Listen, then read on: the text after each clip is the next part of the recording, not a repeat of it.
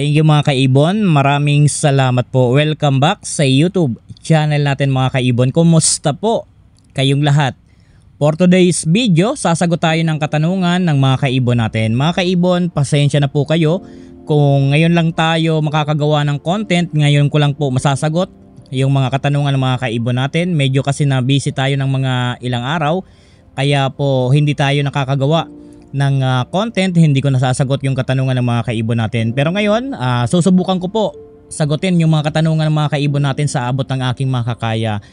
Yung sasagutin kong katanungan ngayon mga kaibon, yung mga naunang katanungan lang muna sa akin, at isusunod ko po yung mga nahuling katanungan sa akin dahil po napakaraming kaibon natin ang nagtatanong. Hindi ko po ito masasagot ng isang video lamang dahil masyado tayong hahaba. Kaya uutay-utayin ko po ito para po mas maintindihan at masagot ko ng maayos yung mga katanungan ng mga kaibon natin. Mga kaibon, ito po yung una na katanungan sa akin ng kaibon natin. Ang tanong, mas maganda po ba na unahin palagi ang cock sa cage pag bago silang ligo at bagong linis ang cage bago ang hen para mabawasan ang pagiging dominant or territorial? Mga kaibon, disclaimer lang po, ang isi-share ko dito ay base lamang po ito sa kaalaman ko at karanasan ko sa pag-aalaga po ng mga ibon. Dito sa katanungan sa atin na mas maganda ba na unahin palagi ang cock kapag bagong sa cage kapag bagong ligo? Itong tanong sa atin, di ko sure kung bagong pares ba ito or talagang magkapares na. Halimbawa po, bagong pares ito na ilalagay po doon sa breeding cage, wala naman pong magiging silbi na unahin natin yung cock kung ang paglalagyan natin ng paglalagyan natin sa kanila na breeding cage ay meron ng agad na nest box.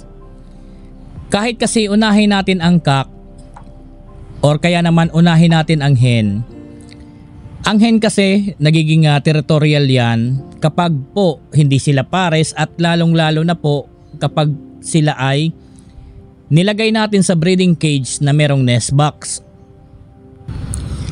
Kasi mga kaibon, kapag po merong nest box yung breeding cage, tapos hindi naman sila pares na nilagay natin doon, diyan po madalas maging agresibo ang hen.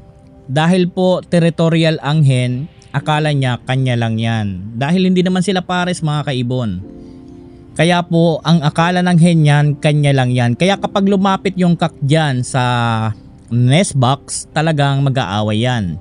May mga pagkakataon na halimbawa ang hen hindi naman masyadong matapang. So kumbaga sinusuyo yung cock dahil kung halimbawa talagang nasa breeding stage na silang dalawa. For example, sinusuyo ang cock.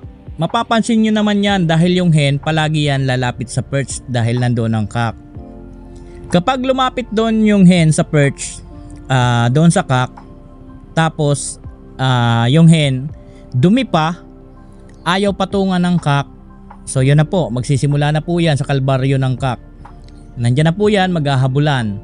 So yan na po ang nakakatakot dyan, naghahabulan na po yan, hinahabol na ng hen yung cock. So ganun na po ang nangyayari dyan, nagiging agresibo na masyado ang hen. Ang hen kasi mga kaibon kapag nasa breeding age na yan, tapos nilagay natin sa breeding cage na merong nest box, ang alam ng hen magbe-breed na siya. Kaya po kahit wala pa tayong binibigay na nesting material sa kanila, dahil ang alam ng hen dahil merong nest box, lalo na po kung bukas ang nest box, ang alam ng hen magbe-breed na siya. Kaya pag lumapit yan sa cock, madalas yan didipa. So kapag madalas yan didipa, hindi naman pinapatungan ng cock dahil hindi naman sila pares. Kumbaga, nagtatansyahan pa.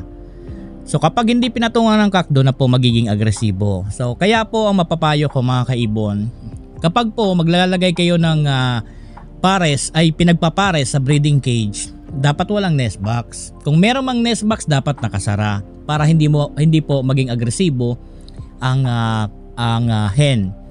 Dahil diyan lang naman nagiging agresibo ang hen kapag alam niya na meron siyang pag-aari, dahil alam ng hen ang nest box kanya yan. Kaya po kapag nagpapares kayo, tanggalan nyo po ng cage ay ng nest box. Kung meron mang nest box sa loob na hindi matanggal-tanggal, dapat sarahan nyo po. So ganyan po ang dapat ninyong gawin.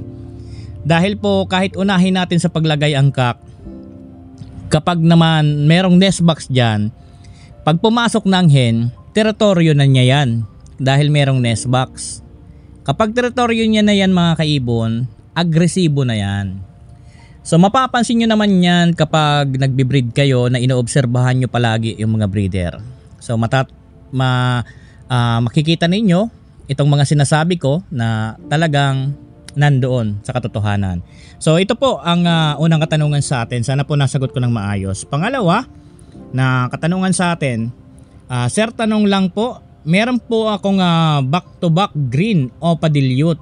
Nag-anak po ng ibang kulay. Ano po kaya ang tawag sa anak nila? Salamat po. So, halimbawa, meron kayong kagaya nito, back-to-back green. So, nabili ninyo sa mga kaibon natin. So, undeclare lang back-to-back green.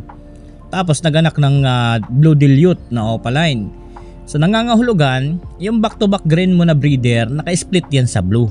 Halimbawa naman, naglabas ng par blue. So, yung breeder po ninyo, naglabas ng par blue dilute. Yung breeder po ninyo na back-to-back green, naka-split po yan sa par blue, pareho. Kaya po naglabas ng ibang kulay kagaya ng par blue. Halimbawa naglabas ng blue, naka-split yan na breeder ninyo, pareho sa blue. Halimbawa naglabas ng par blue na Opa dilute, naka-split po yung breeder po ninyo sa par blue. Kaya po naglalabas ng ganyan. So yan po ang pangalawa. Pangatlong katanungan sa atin mga kaibon. Sir, ask ko lang po. Sir, kung tungkol sa parisan ko na par blue Opa, ang kapares blue pastel Opa, bakit po kaya sila nag-aanak ng par blue pastel at white bull? Bakit po kaya sila nag-anak po na sila ng par blue pastel at white bull? So, yung breeder mo kasi, merong isa na merong dugong ino. Kaya po, naglalabas po yan ng par blue pastel at white bull. Ang merong dugong ino po dyan, yung blue pastel po ninyo. Yung blue pastel po ninyo, meron po yan dugong ino. Kaya po naglalabas ng par blue pastel at white bull. Ang maganda po dyan, yung pastel Opa ninyo na kulay blue, parisan nyo po yan kahit green opaline na pastel din na meron dugong ino. Basta pastel, merong dugong ino yan. Lagi ko na po yan pinapaliwanag sa mga nakaraang video natin na kapag ang breeder mo naglalabas ng pastel, automatic dyan merong isa dyan na merong dugong ino. Ngayon, ang breeder po na tinatanong sa atin, merong pastel sa parisan, yan na po ang meron dugong ino. Kaya po naglalabas yan ng white bull at pastel din. Mas maganda niyan para di masayang yung dugo ng ino ng pastel mo na kulay blue. Parisan mo po yan kahit na opaline na green pastel. Pwede na yung maglabas ng visual albino or kaya naman lutino. Puro po yan Opa. Basta po ang ipapares mo dyan sa blue pastel Opa mo, dapat opaline din. Pwede kang gumamit ng kahit na green opaline split ino. Or kaya naman parisan mo ng green pastel opaline split ino. So pwede na yung maglabas ng visual na lutino Opa, albino Opa. So yan po yung katanungan sa atin. Panghuli na katanungan sa atin mga kaibon. Sir, ask ko lang po, okay lang po ba na tanggalan ng patuka ang mga pares natin paggabi? So, para sa akin, hindi naman kailangan natanggalan ng patukayan. Halimbawa po, gabi na, hapon na, wag nyo na pong tanggalan, okay lang po yan, wala pong problema. Wala po yung problema dahil kung nagpapatay kayo ng ilaw, hindi naman po yan tutukan na dahil kapag madilim na po, matutulog na rin po yung mga alaga natin. Kaya hindi na po yan kailangan tanggalan ng patuka. Pero magbibigay po ako ng importanteng idea para sa lahat ng mga kaibon natin dito na nanonood. Halimbawa po, yung lugar po ninyo na pinaglalagyan ng mga ibon, palagi silang palaging merong daga kayong nakikita. Halimbawa, palagi kayong mayroong nakikitang daga, hindi po ninyo mahuli-huli yung daga. Halimbawa, hindi po natin mahuli-huli. Ang importante po dyan, tanggalan po ninyo ng tubig paggabi na, paghapon na. Yan po ang importante dyan, kasi po napakadelikado ng mga daga na yan para sa mga alaga natin. Kasi kapag po naihian ng daga yan na iniinuman ng mga alaga natin, nako po, mamamatay po yan. Akala mo po nalaso na hindi maintindihan kapag po nakainom ng tubig na merong ihi ng daga yung mga alaga natin. Kapag minsan naman nagkakaroon, kahit po yung parang ano lang, dumaan lang yung daga dyan na parang nabasa lang yung daga, minsan nagkakaroon ng sakit yung mga alaga natin, yung parang nagiging going light na sobrang payat, hindi na makakain.